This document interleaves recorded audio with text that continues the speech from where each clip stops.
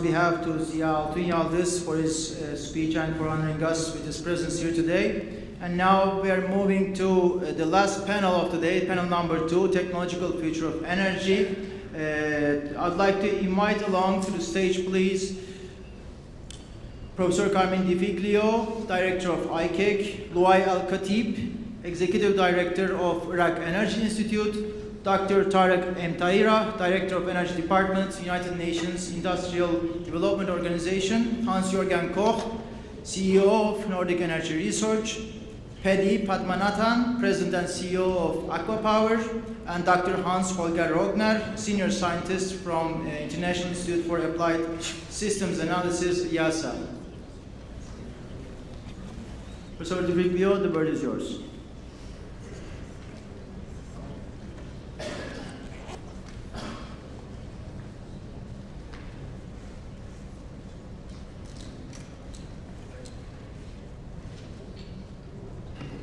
Thank you much, Dawn, for the introductions, which I guess I won't repeat, making those good introductions.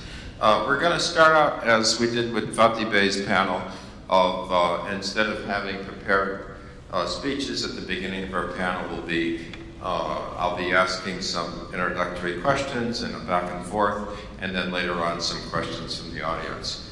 So, Loé, you're top oil expert, in addition to being director of the Iraq Energy Institute. And I wanted to start out by asking you, what is your outlook for the world oil market in the next few years? Also considering the impact of technology.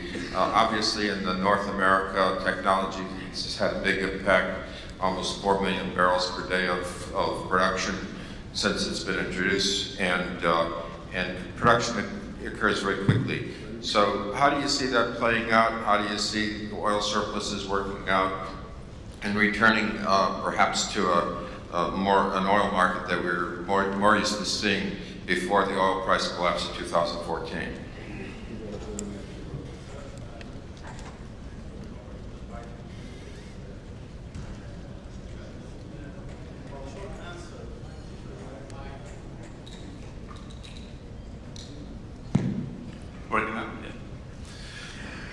Thank you, Professor, and thanks for the organizer for inviting me to this conference. I think the short answer is that oil will continue to be in demand in terms of even long-term future. The key to this is the market share within the energy mix. That this is something that will face significant shift as technology progresses currently and also in the future. I mean, reflecting back to 7 years ago, nobody would have thought the US shale introduction would create this seismic shift in terms of supply and demand, in terms of the market share, where most of the OPEC producers have significantly relied on for some time, for at least 5 years, for $90 plus barrel to adjust their budgets. Now with the new technological development, things will continue to change. And as Dr. Fateh Birol mentioned earlier this morning, that I mean, we've seen how much renewable added value and influenced the market progressively, especially in the electricity sector. But when it comes to transportation, this is yet to be witnessed. Now, with regards to the US shale, it's different from the unconventional, from the conventional producing countries, from the conventional oil, where it very much responds to the price immediately. So you could see this oil prices, when the oil prices go down, the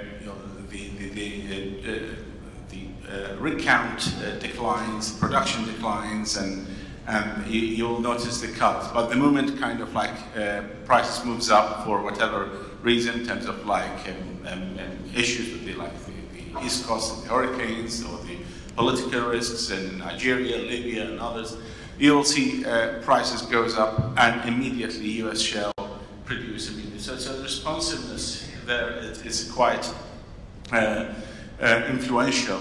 And when it comes to the impact, it may affect future investment, but not existing or committed investment that has been put in place for many years. With regards to the other sources, specifically the electric vehicles in terms of this all depends on how much policies and incentives to be introduced within countries. We've seen, for example, even countries like major resource holders such as the UAE now, their taxis using hybrids and EVs and moving fast on this. I was in Abu Dhabi and their taxis using CNG. So this is an example of an OPEC country that is moving away from liquid, and not only just for the climate issues, but also to generate, to maximize on production and sales of crude before it's too late.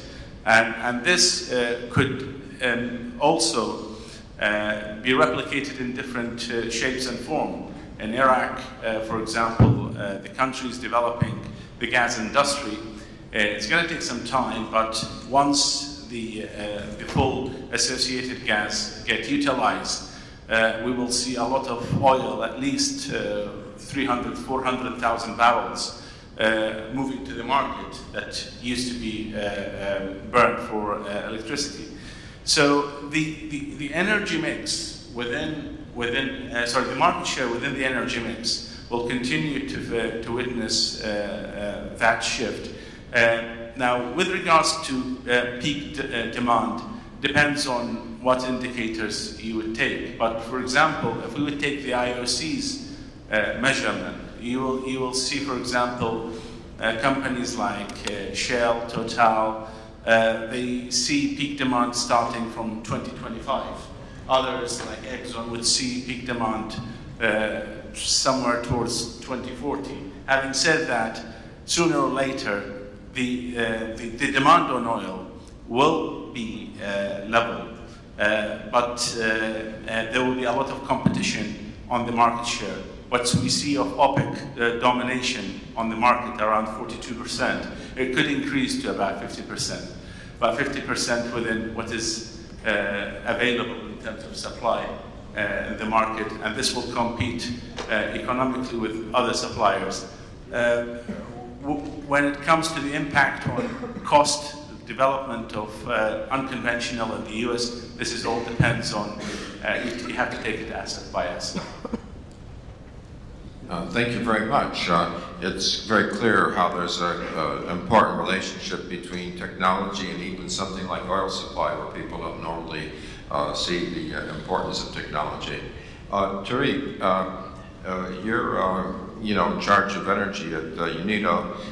What is UNIDO doing to create investment to meet global energy priorities? Thanks, Professor Carmen, and thanks to the organizers. It's always a pleasure to be in Istanbul. This is my third or fourth visit, and I always enjoy the city. It's a wonderful place to be in. Allow me to put a bit of context on the relationship between energy and UNIDO. UNIDO, as a specialized UN agency, we are mandated with actually industrial development, sustainable and inclusive industrial development. That's the focus of UNIDO, and it's unique within the UN system to have a technically specialized focus on industrial development. But the energy questions and the subject of this panel, the technological pathways of energy technologies, relates to us in two ways. One is that for us, it's important to decouple industrial development from the negative externalities of energy use. That's an obvious priority. So how do we do this decoupling? And there's two ways to do it. One is, of course, to use less energy or use energy efficiently. And the other pathway is to opt for cleaner technologies or low carbon technologies in the industrial processes or in the input of energy. So that's one focus area where the energy question is very important to the mandate of UNIDO. The second link, which is obvious also to many of us, was probably touched upon in the morning, is that industrial development needs energy. And of course, you cannot do, especially in the least developing countries, affordable, reliable, clean energy is a priority for any kind of development, let alone to talk about industrial development. And even in the least developed economies where the reliance on agro-businesses, still a large amount of energy input is required there. And there is also the focus on how to really create an ecosystem for accessing this energy in an affordable, clean way to communities that needs to actually engage in the productive sector where they don't have the energy. So from that perspective, UNIDO's portfolio is actually to go into an area where markets has not gone there. The economics are not attractive. The adoption context does not facilitate the large-scale deployment of the technology. So the market is not, industry is not willing to take the risk. So from our role as a development agency, we need to find ways to open these markets. So we have approximately 120 projects spread over 56 countries. Most of these are low-income countries where industry, energy producers, energy suppliers are not willing to go. We do demonstration project, technology piloting, localization of technology, because technology takes place in context, political context, social context. So even if the technology is affordable, and even if the technology is economically viable, the adoption in particular context is constrained, and we need to unlock these constraints. So UNIDO's projects is basically to create the ecosystem for a large-scale upscaling of the potential. And that's, I think, we can be a good partner for industrial actors, for industry, by becoming sort of we pave the way by the lessons we learn about technology localization in contexts where the opportunities have not existed before. That's sort of how we relate to the energy question. Thank you. Moving on to Hans-Jürgen Koch, who, in addition to being head of Nordic Energy Research, has had several senior positions in Denmark's government and also a high position at the International Energy Agency, where we met some years ago. And I wanted to ask about Nordic Energy Research. It's helping to achieve a more effective Nordic electricity market through the research you're promoting. I wanted to ask you, what do you think other regions can learn from what the Nordic energy market has achieved?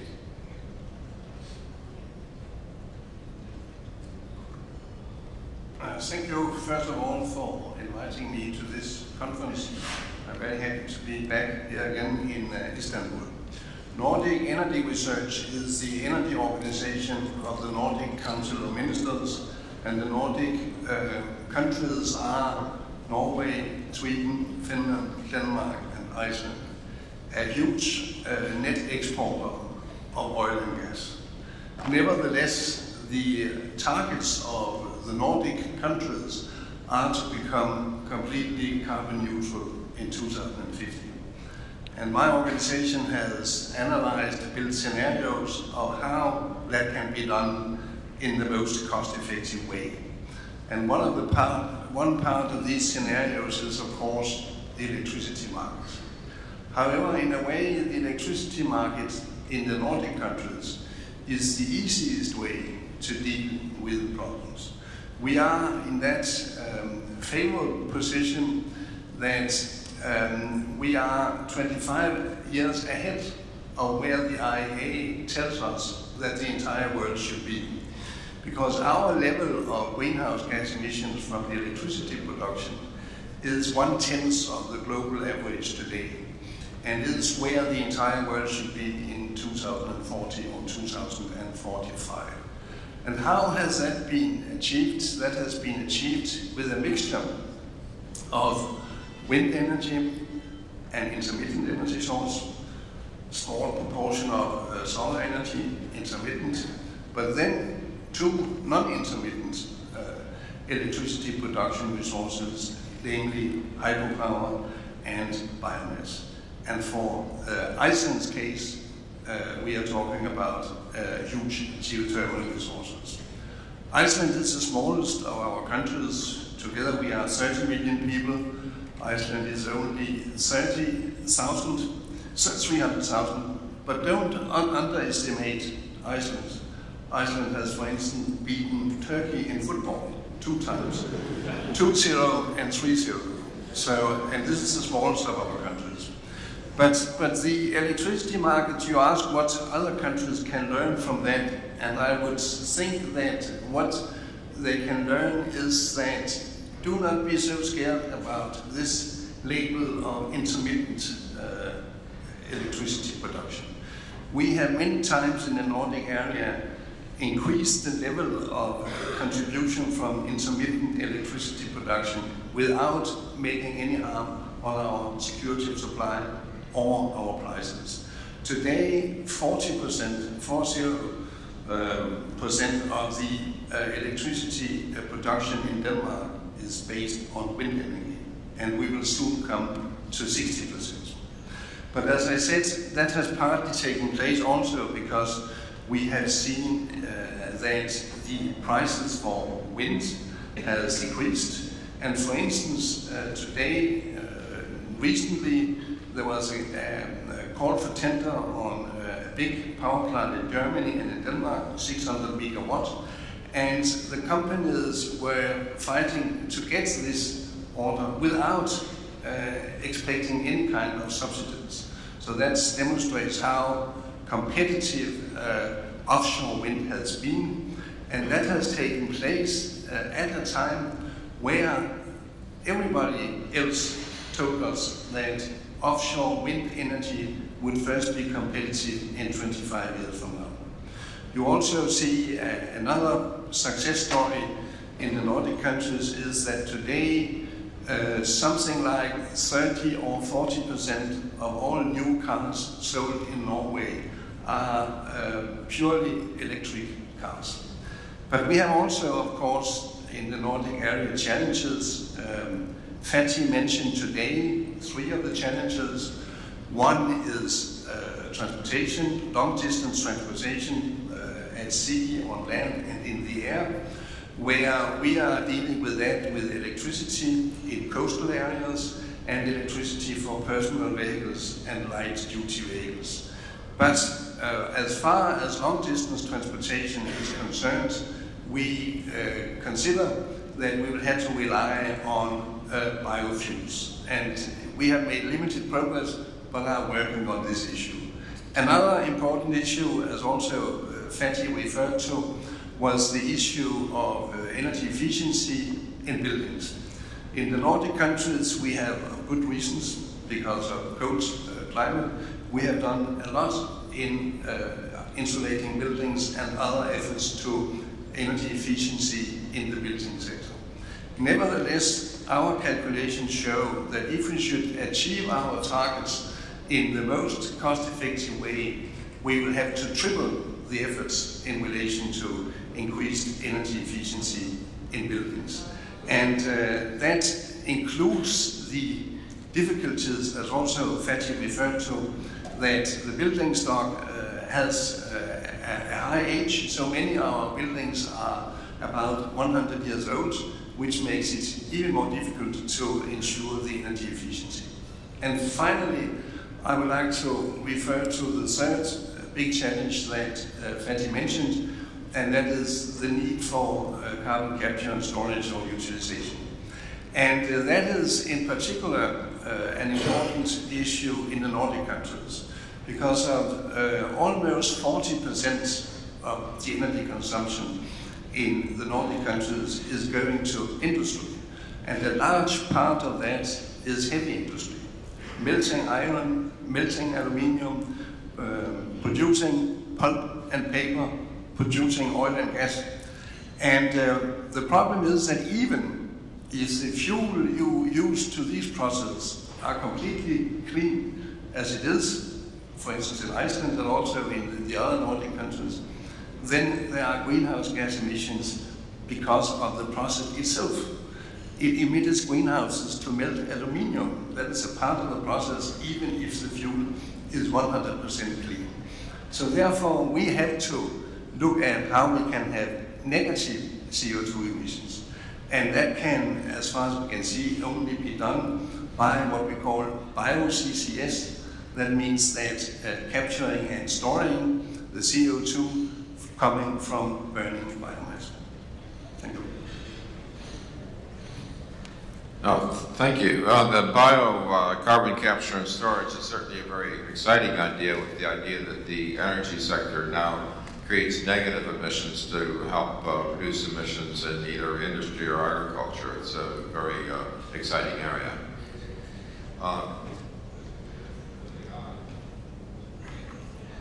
Moving on to Patty. First of all, I wanted to note that you founded Aqua Power with Mohammed Abayan, and that you have the world's largest concentrated solar plant, which is quite an achievement. And I wanted to ask you a particular question of how you see energy investments moving up in Turkey and around the region with the move to a more deregulated power market. If you can make some comments about that. Thank you very much. Thank you. Delighted to be here and participating in this very interesting, informative day of discussions. The technology is driving all the different segments of the energy chain, if you like. A lot of discussion. I mean, obviously, the imagination right now is fully captivated by the rapidly falling prices, not only of photovoltaic energy, which has sort of come from what, I don't know, even 7 years ago, 30 cents to 3 cents per kilowatt hour. But more interestingly also, concentrated solar power, which captures the heat, which we are able to store in molten salt and dispatch at night. So just recently we have started working in Dubai on a 700 megawatt concentrated solar power project, which will supply energy from 4 o'clock in the afternoon right the way through to 10 o'clock in the morning, stable supply, solar, every day, at 7.3 cents per kilowatt hour levelized on a 35-year contract. Well, all of a sudden now, solar energy, you can forget about this intermittency and all the stories, is now standing neck and neck with combined cycle gas-fired power, doing exactly what combined cycle can do. It's not just base load energy, but dispatchable energy. So we can turn down and turn up as the load demands. So a lot of discussion around that. But and there's a lot of focus on when is battery, utility scale battery technology going to catch up and reduce the cost. I think all the focus needs to go there, and it'll get there. But in the meantime, the rapid advance of long-distance DC transmission, China has been pushing that very hard forward and brought it down to a couple of cents per kilowatt hour. Very quickly it will get to a 1 cent per kilowatt hour. Will completely transform, exactly like my colleague here was talking about the Nordic successes. The minute you start integrating the systems from nodes of supply to nodes of demand, taking advantage of time zones, taking advantage of user behaviors, differences, all of a sudden you can move stuff around at a fraction of the cost through smart grid systems. You don't really need that much of storage. You don't need to worry so much about storage. Good, we will have storage, and I think it's needed. We need to put that into the system in due course. Energy efficiency, rooftop solar generation, combined with this ability to interchange and share capacity, smart grids, and even the so-called new demand that is creeping up, that is called the electric vehicle, at the end of the day is also a battery, which if it's connected into the integrated system, will also provide a certain amount of storage. Will all come together to continue to transform the markets and drive the total cost down. So if you look at average energy cost, energy, by the way, everybody talks about one number, 3 cents, 5 cents, 8 cents for gas. Obviously, we all know that we're talking about the base number. But energy we use on a sort of cyclic basis. During the day, we use more. During the night, we use less. They've all got different prices. But if you want to average across the world today, it can be anything from 10 to 12 to 14 cents per kilowatt hour as an average number for energy. Where we are heading, and I think we are seeing it heading faster in our part of the world, that number will come, although will come all the way down to a few cents per kilowatt hour, which will have a massive impact on economies, simply because energy is an input to just about everything that we do in life. In this part of the world, absolutely no different. Turkey moving very rapidly now into renewable energy. Obvious reason, because it is so cost compelling. Look at the price that you have for your wind tender and your PV tender, and there is only one way in the future capacity auctions that cost will come. It will keep going down. Fine, use your domestic, you will use your domestic resource, the lignite, but quite frankly, in our view, it's just a matter of time, and it's probably a matter of few years before you cannot continue to use even that, simply because your sun and your wind resources will be that much more cost competitive. Turkey is in a very interesting Turkey is in a geographic position, and that's one of its big advantages. It will continue to, just as it is now, the conduit for all gas flows, will become the conduit for all energy flows, electricity, electron flows. Middle East, in our part of the world, I come from Saudi Arabia, and Saudi Arabia will become, no doubt whatsoever, is it 10 years, 15 years, it's that kind of time frame, electron exporter into Europe as much as into anywhere else. And into Europe, how is it going to take it? It's going to come through Turkey. So Turkey is in a very nice place. You will continue to grow your own markets, you will continue to grow your own demand, but you will also continue to play an extremely important transit point as the world becomes more electric and as the cost of producing that electricity keeps continuing to come down.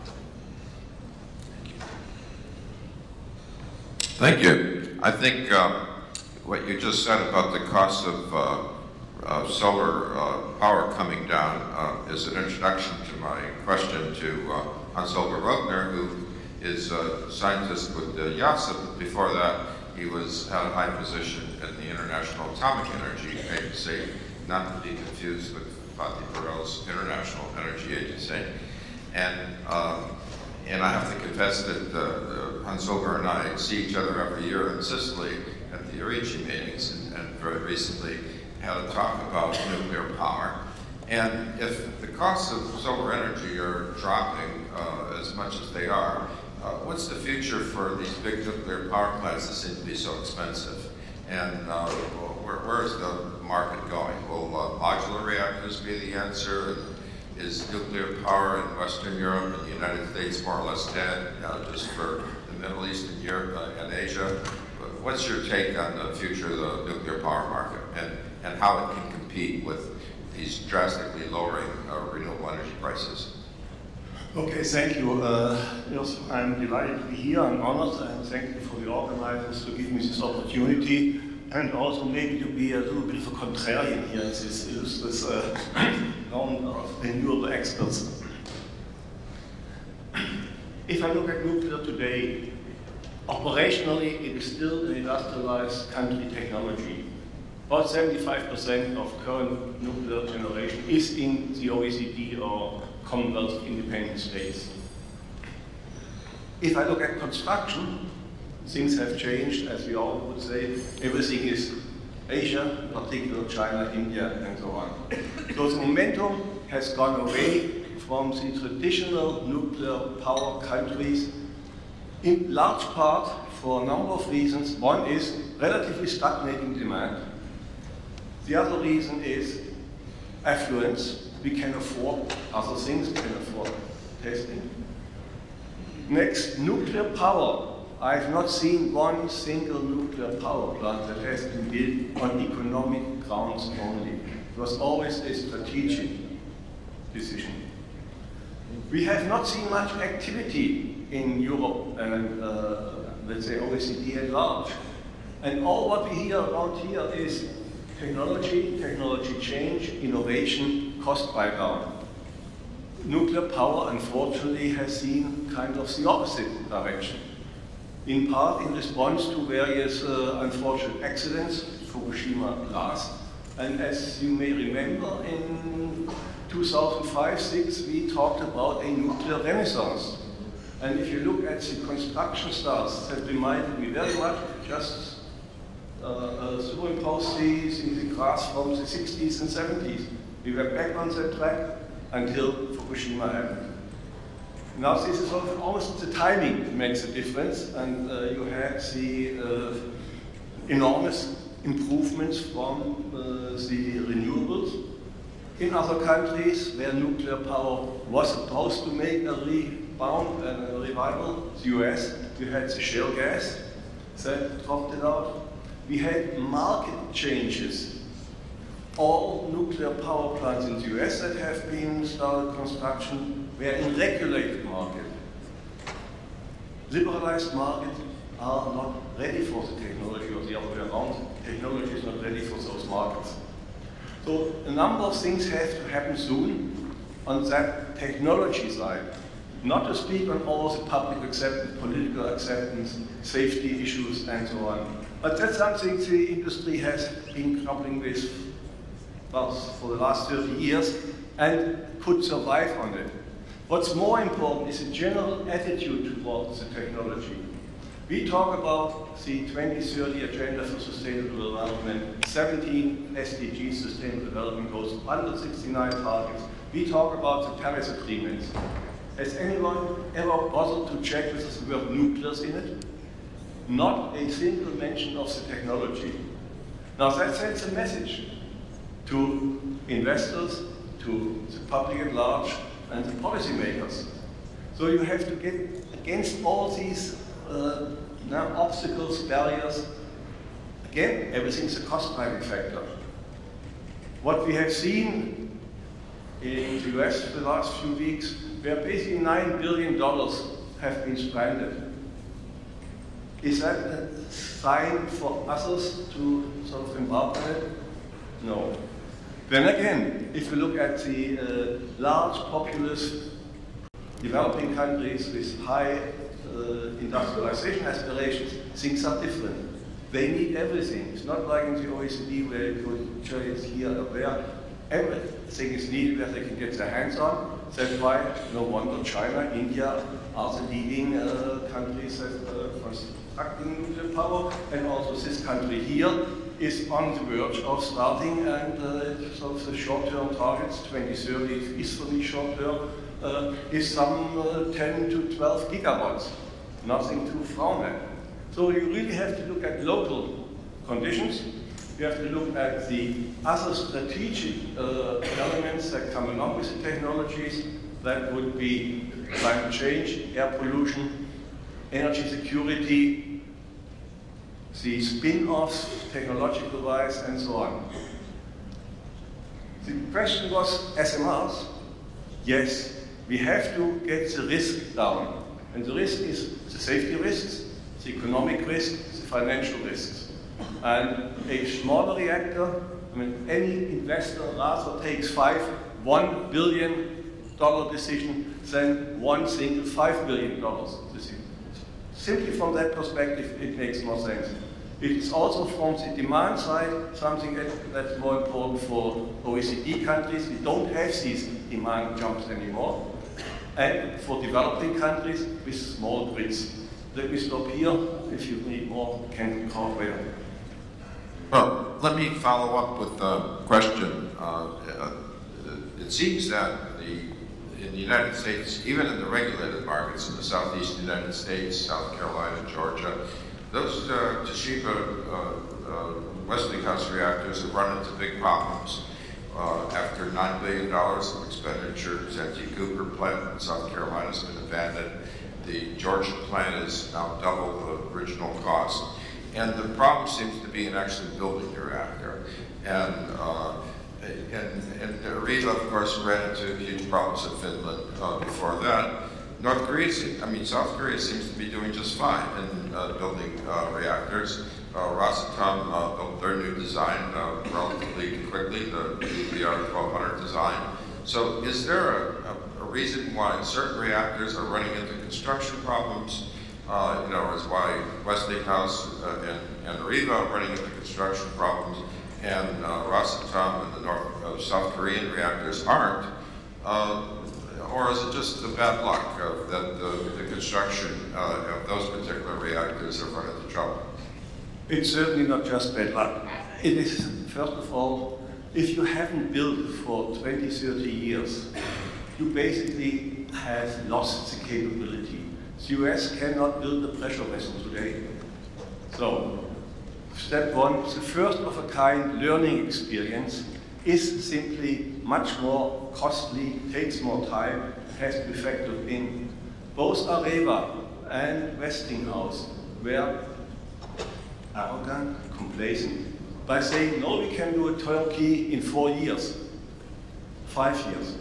If you look at all the successful plants in China, Korea, and so on, they take 4 to 5 years, but that's already the 5th, 6th, or 10th plant in a row. So you have a completely different experience to start with. So that's one thing. The other one is poor management. We have been teaching our engineering and students, small is beautiful. And now suddenly they are confronted with these mega and giga projects.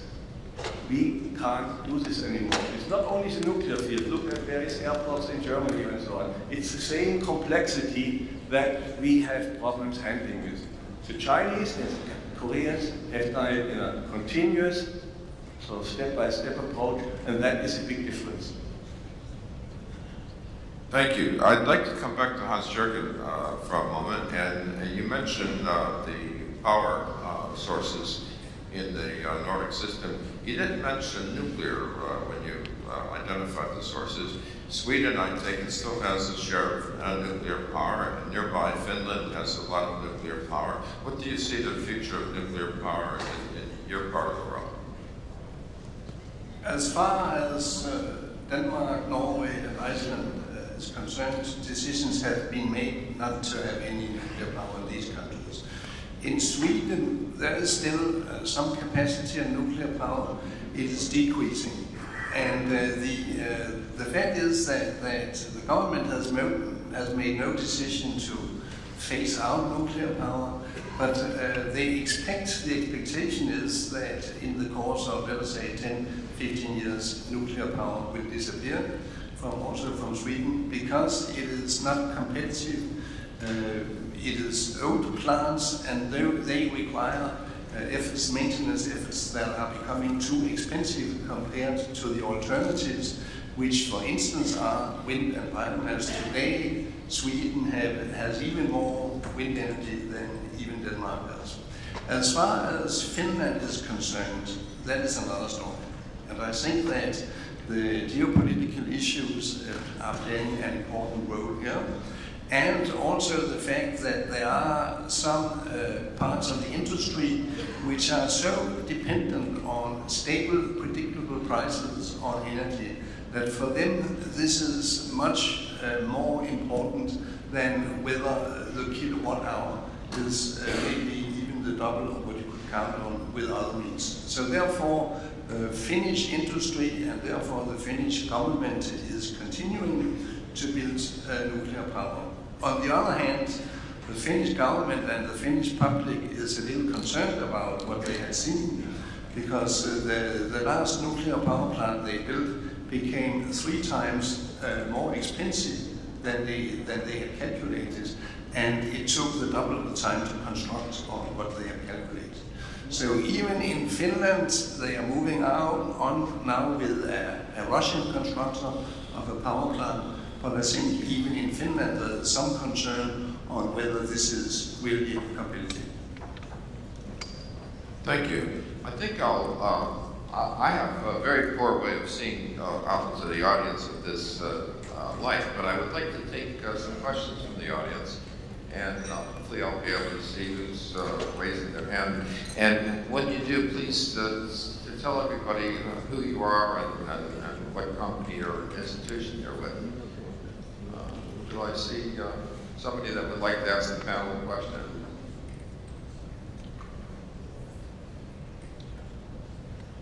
Yes, please.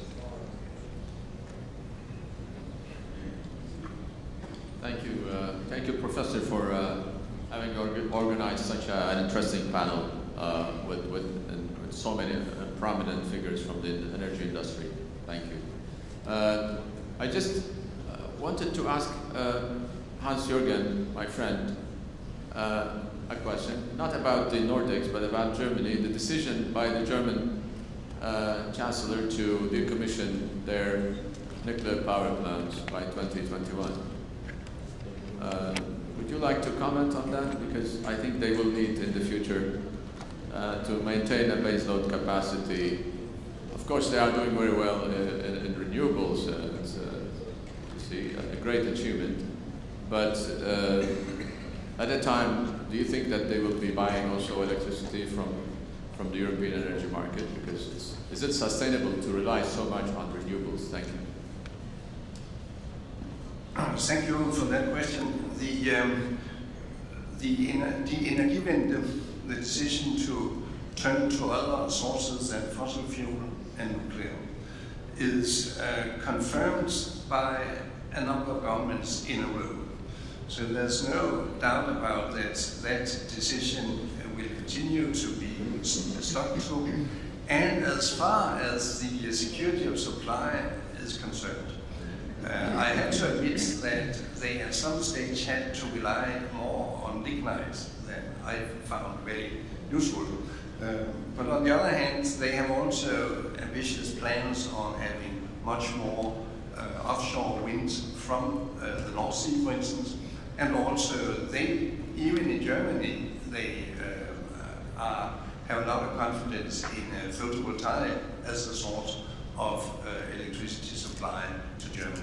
So the German view is that being a part of a big European electricity market, including links to the Nordic market. The Nordic market is today linked with the three small Baltic republics in the Baltic Sea.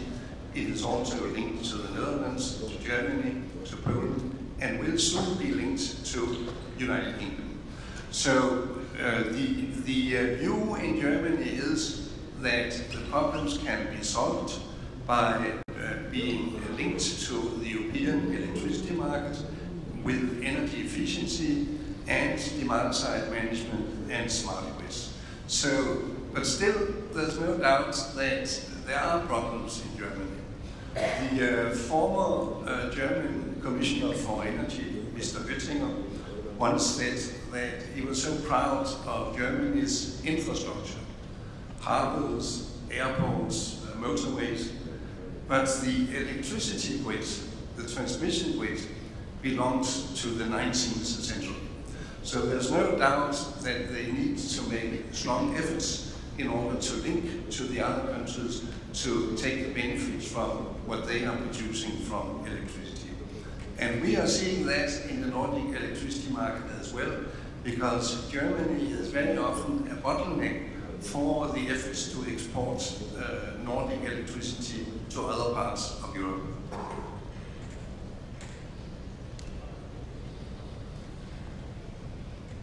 Thank you very much for allowing us to... Are there other questions from the audience Yeah. Yes, please.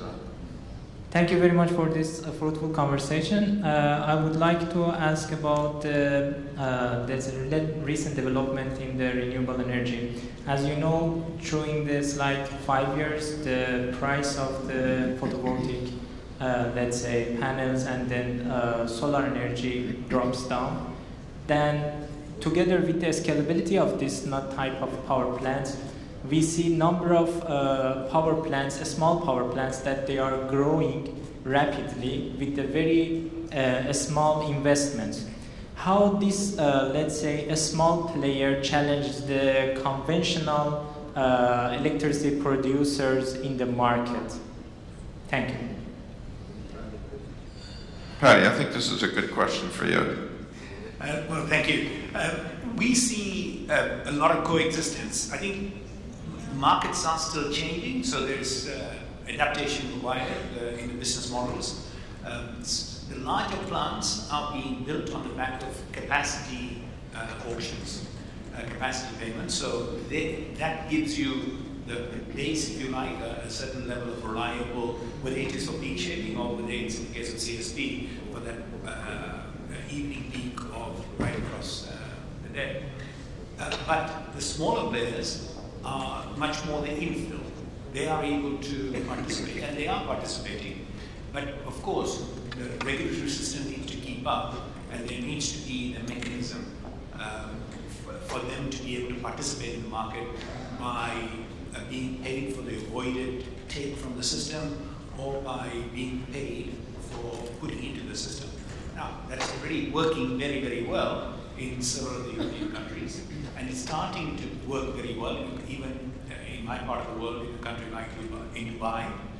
They have introduced the tariff structure, which is starting to encourage people to put smaller, well, not only rooftop, but also smaller plants, and put it back into the system. So I think the modularity of the system, the scalability of photovoltaics particularly, lends itself for a wide spectrum of participants, which is also, by the way, something that people need to start thinking about. What the true multiplier and the economic benefit of this much more inclusive development. So you don't end up having these half a dozen very large companies ending up dominating the power sector, but you now suddenly have, well, potentially over time, thousands and tens of thousands of owners participating in this. Thank you. I'd like to ask a question to Louis. The oil industry, the oil market, and geopolitics have always been intertwined with each other, and particularly the Middle East and oil. Now with low oil prices, unless they come up over the next few years, how do you see the social contract between the Gulf oil producers and low oil prices? How do they sustain that social contract? What do they have to do in order to make the books balance? Very good question, Carmen. When it comes to economic reform, especially in the Middle East, we are talking the reform of the social contract to adjust it to make it more relevant to the people. And for this to happen, lots of political changes need to take place. Just adding taxes, adding VAT, some of the recent members of the GCC have put a plan to put 3.5 to 5% VAT. A lot of questions will be asked by the consumers. Okay, what is in it for me? Why should we have taxes? This myth of a tax-free zone or territory is now history. So when it comes to economic reform in the Middle East, a lot of practices, special institution policies and so on, need to be democratized. And this word is a new to the vocabulary of the Middle East specific, and specifically the producing country. Now, in terms of future supply, I mean, I could see that the current countries, unless they pay much attention to a social and economic reform that goes in tandem with any political reform, or sorry, the other way around. It's going to be quite difficult to shift from rentierism to economic diversity. At the moment, for example, even Iran are very much desperate to maximize their investment, with hope that sanctions doesn't snap back. If that happens, a lot of production will come out from that part of the world. So as Iraq, current production of 4.5 million, if everything goes as planned, we could see another 3 million barrels to be added by 2020 and so on. So how much this, for example, will add value to the budget? I would say very much the same, because they will make profit from the margin of the volumes, not the price, because I mean, prices will be impacted accordingly. Sooner or later, current Middle East, the Middle East countries cannot survive with the current economic policies. They really need to adjust to changes, specifically to act smart and fast with the technological development. I see the future of this region to be reshaped by geoeconomies and advanced technologies, not by geopolitical dynamics. Thank you for taking us back to technology, which is, of course, the focus of our conference here. Any further questions from the audience? There must be somebody out there that's curious about something.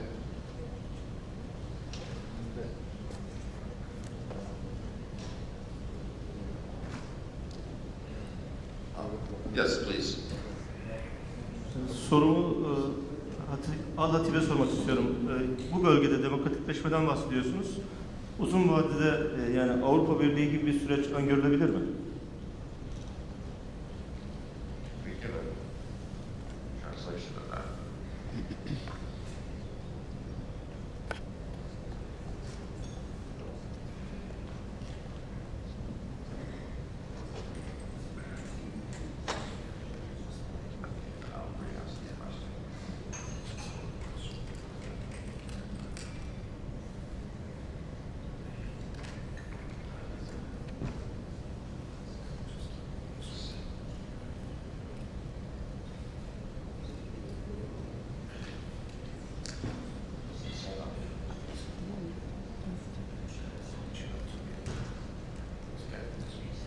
Yes.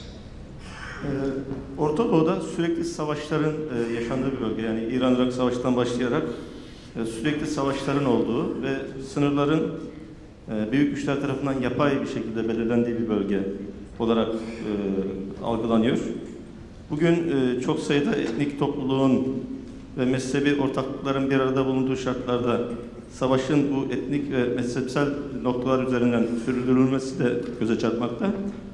Al-Hatip, Irak Enerji Enstitüsü'nden katılan saygıdeğer kişiye sormak istediğim nokta şu.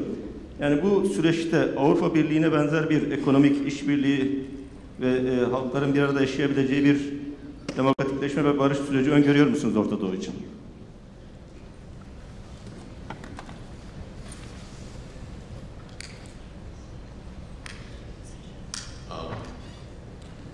Thank you. Thank you for that. The question was about the fact that there's a lot of changes in the Middle East, geopolitical changes. There's a lot of ethnic diversity. Obviously, your country is familiar with things that are happening, difficulties, wars, etc. The person asking the question wanted to know if there's any optimism or any expectation that there would be some kind of European Union for the Middle East. I'll do my best to push the answers back to technology. I mean, if we want to look at it from a positive point of view, one should look into opportunities within these crises or challenges. And as I mentioned, and as all dignitaries and speakers here and before us mentioned, sooner or later, technologies will have its significant influence on economies, on supply and demand, and that kind of like feeling of relying on rentierism of a kind of like a national right for a public job without any productivity, well, sooner or later, nations will realize that they have to move away from this thinking, as we are living in a competitive world. In terms of like any cooperation, of course, we could see a new confederation, kind of like moving, like unions between various sovereign states, similar to the European Union and so on. It could be anything, possibly between Iraq, Iran, and Turkey. It could be anything like that. It depends on what kind of common goals these sovereign countries would think in terms of like looking forward in terms of developing political progress, cooperation, security, economy, and developing relationship between the social content of these countries. Thank you. I want to give the audience good. There's a question back there. This is Khan, again from Sabancı University. My question seems to be a political, but it's about technology. I just would like to say first, there is an ongoing war in Syria, and we are just all hoping that war to be ended as soon as possible. But there will be a huge demand for energy after war. So my question is just for Dr. Emteira. What is the vision of United Nations to fulfill this demand after war, and what could be the Turkish role at that point? Also, what could be the technological implementations to Syria to just fulfill the same demand in a quick manner? Thanks.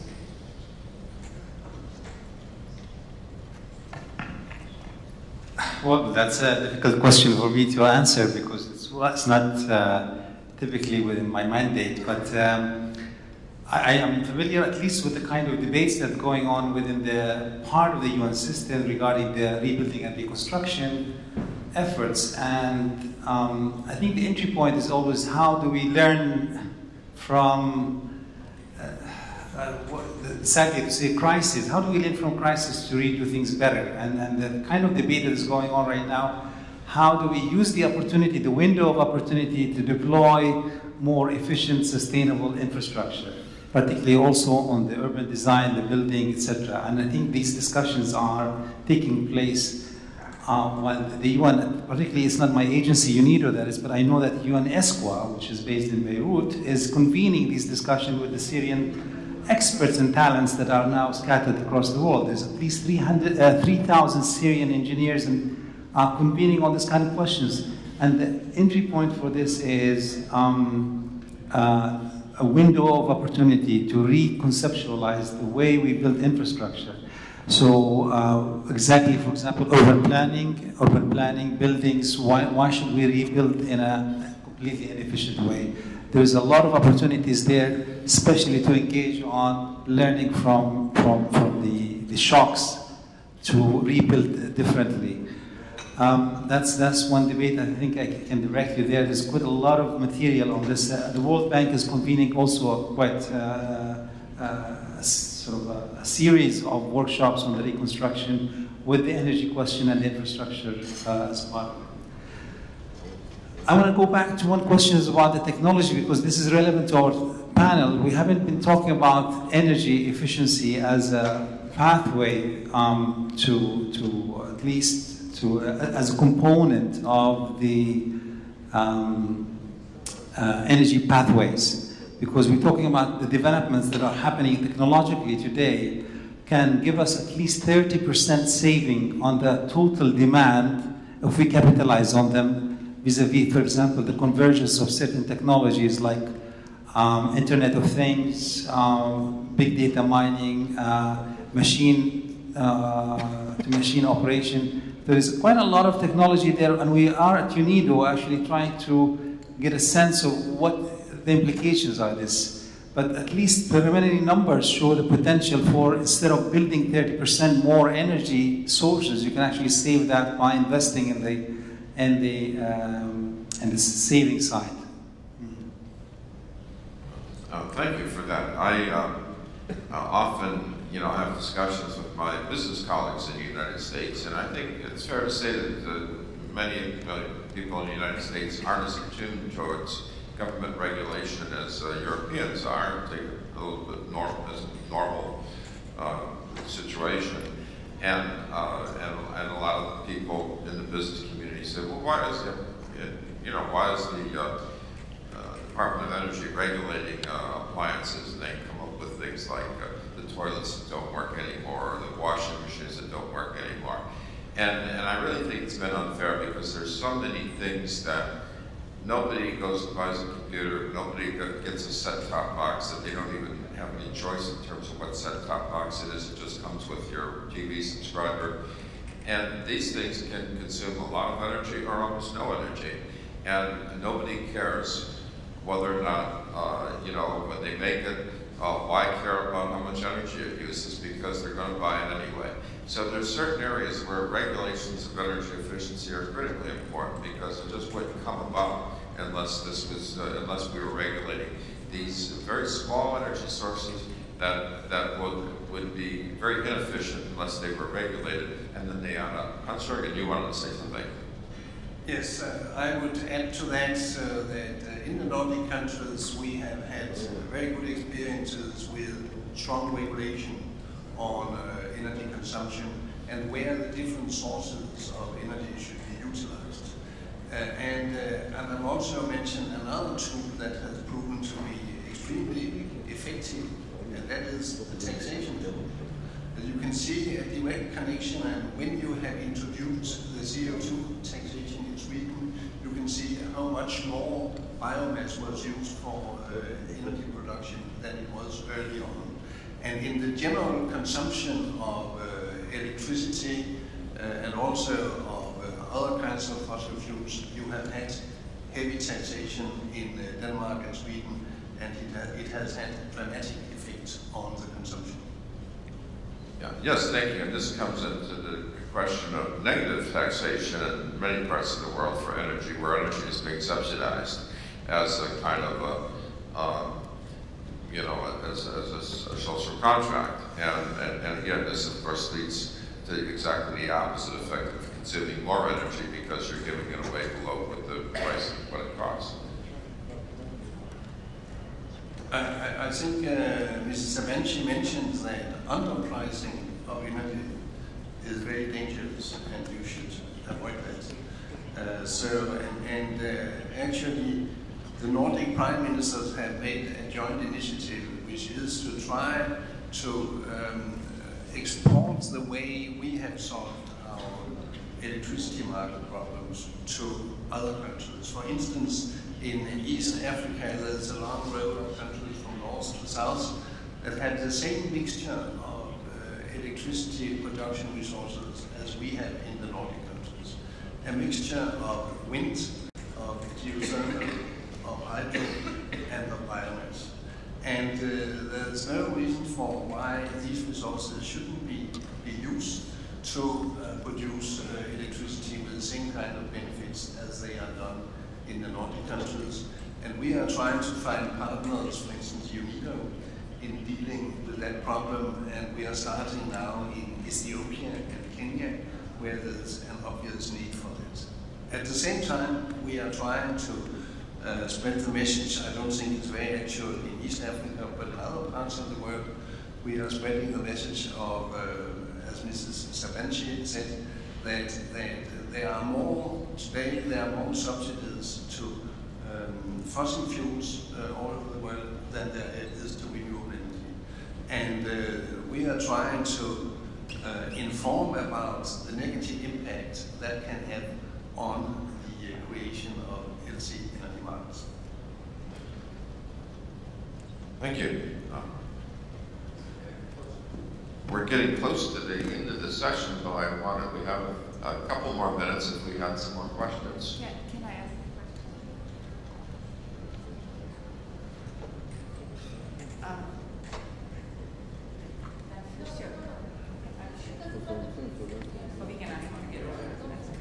I have a question, and actually looking at the audience and me being a woman, obviously.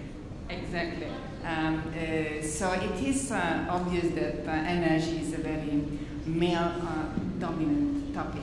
And we were talking about sustainable development goals, and we talk about inclusiveness as a UNIDO representative, but I just couldn't hear no mention about women as an economic player in this agenda, and how do you see how women will be important in achieving the goals that you just explained here. Thank you.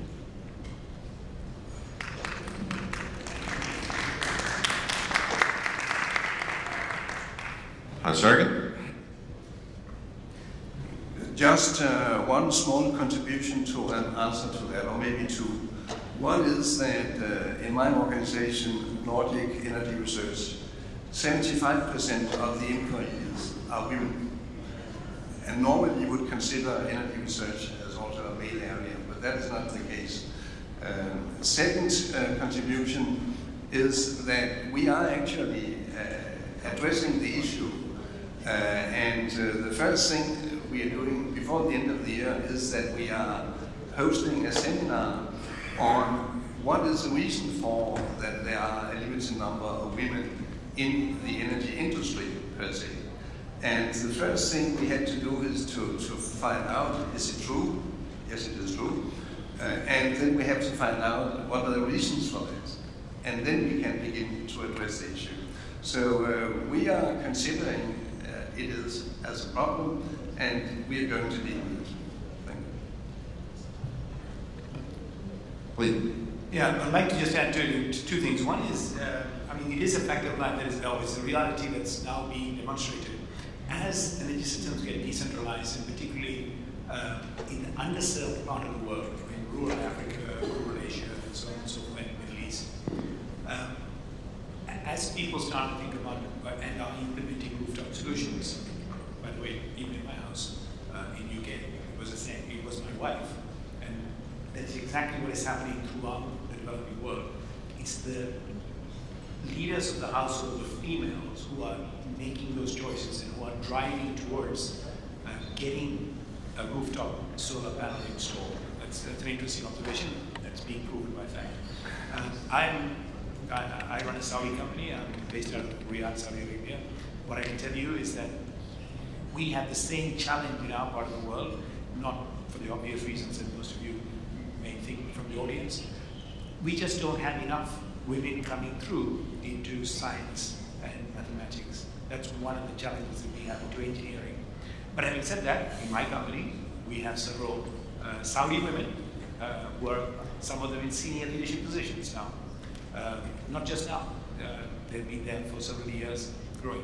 But it is a challenge to get them into this sector as well. But I think the decentralization or democratization of energy decisions and energy choices will bring naturally the other half of the important half of the population. Thank you. I think we have time for one more question if there's... Okay. Öncelikle hanımefendiye teşekkürlerimi sunmak istiyorum ama burada bir pozitif ayrımcılık yerine avukat Selma Karaduman, ben bu arada bir hukukçuyum. Ev sahibimiz aynı zamanda Sayın Güler Sabancı'nın da bir kadın olduğunu düşünürsek bence biz kadınlar bu eleştirilere devam ederken sonuç odaklı değil de süreç odaklı bir şekilde neden iş kadınlarının aslında oraya kadar gelemeyişini, yani daha ilk eğitimden başlayarak, aileden başlayarak, demografik yapıdan başlayarak bence sonuca gitmek daha faydalı olabilir kanaatindeyim. Şimdi sıkıcı hukukçu soruma geleceğim. Bence enerji ve teknoloji çok yükselen bir değer ve blockchain, bitcoin, ethereum gibi yeni çağın, yeni trendlerin konuşulduğu bir çağda Almanya'daki İO'nun, İtalyan şirketinin de bitcoin üzerinden de elektrik satışını yaptığı bir dünyada legalizasyonun, yani mevzuat birliğinin, müktesebatın nasıl senkronize edeceği açıkçası benim kafamı karıştırıyor. Çünkü farklı düzenlemeler var ve maalesef Türkiye henüz bunun gerisinde. Ama enerji ticareti gibi sınır ötesi bir ticarette bu ortak düzenlemelere sizce ne kadar kısa sürede geçeceğiz? Teşekkür ederim.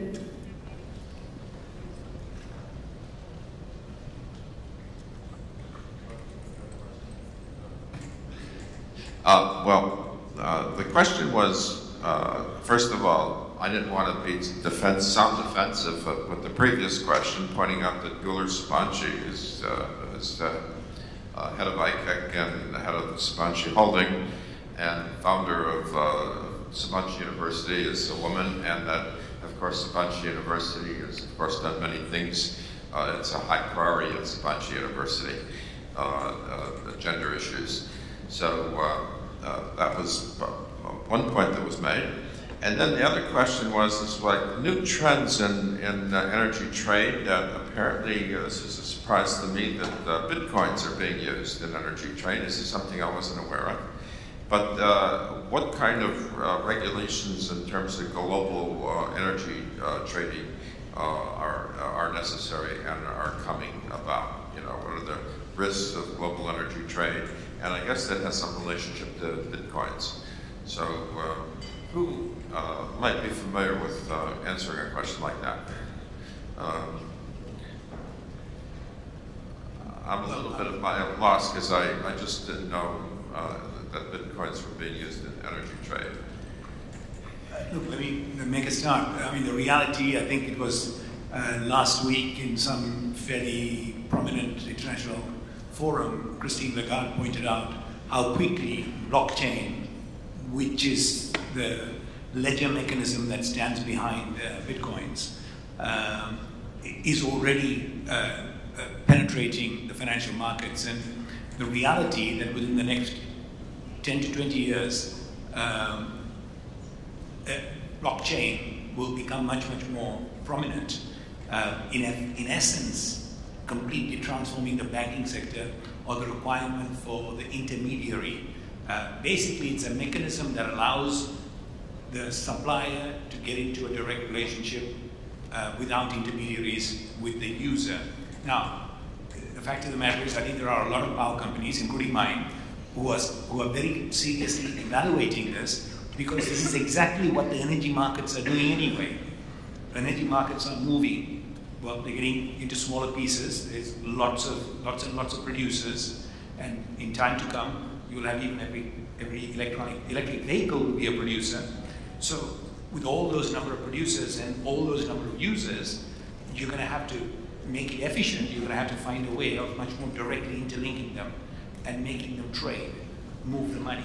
So, indeed, blockchain and the Bitcoin, that's a derivative of a mechanism of that, will become, it's very easy to see, if you do break it down and understand it, how it can become a significant piece of the rapidly transforming energy markets. The challenge here, technology is taking the energy market to a different domain. Policy is racing to catch up, and while I think it's important that policy catches up, it doesn't really matter because technology is driving it and the market is managing it. In the case of blockchain and Bitcoin, this is not going to work. With money, you need to be careful. You're going to have to somehow get the policy ahead of the technology. Indeed, it's technology that's driving it, but it's not going to catch up, and it's not going to serve us well until policy catches up. And I think the problem now is, here is a case where technology just took off. It was invented entirely by technology, and it just sort of took off way before policy makers sort of set up to kind of understand what this is. And that is only starting to happen now, so it will take a while. But it's a lot of promise. Yes, I certainly have been reading articles in the financial press about this, not so much related to energy specifically, but how the financial sector is coming to grips with it. And when I read these stories, it seems to me that the financial industry has been quite adept at developing new products and dealing with new situations. Of course, the evolution of derivatives and quite a few complicated things that have come about. And it would seem that there's going to be instruments for dealing with risk and dealing with new financial products. So I would suspect that the market will sort this out, and there'll be a future for this new type of currency. But like you say, the government regulators, and I guess there's going to be an important point about coordinating what the Securities and Exchange Commission does in the United States and what the European Commission does. But certainly the financial regulators are going to be paying attention to this. Basically, it's a case of, so we have just started getting involved in something called solar coin. So we're generating solar energy as much as for every kilowatt hour of solar energy, a solar coin is issued. There is a community of people who are very concerned about making sure renewable energy propagates fast. So they are willing to provide goods and services in exchange for solar coin. So all it requires is, that's how money was sort of developed in the first place, right?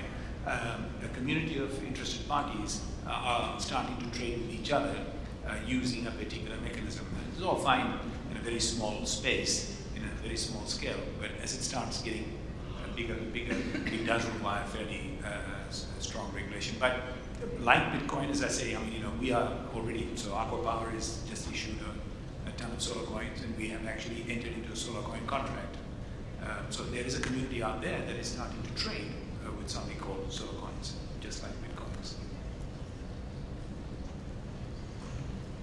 Well, thank you very much. We're just a few minutes over our posted time of adjournment, and I would like to thank our panel.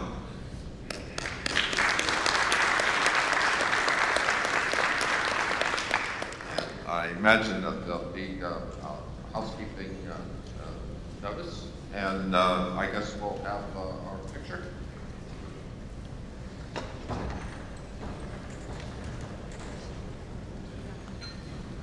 Thank you very much, Professor Tevfiklio. So one more time, we thank very much to our distinguished speakers, Professor Carmen Tevfiklio, Luay Al-Khatib, Tarek M. Taira, Hans-Jürgen Koch, Paddy Padmanathan, and Hans-Holger Rogner.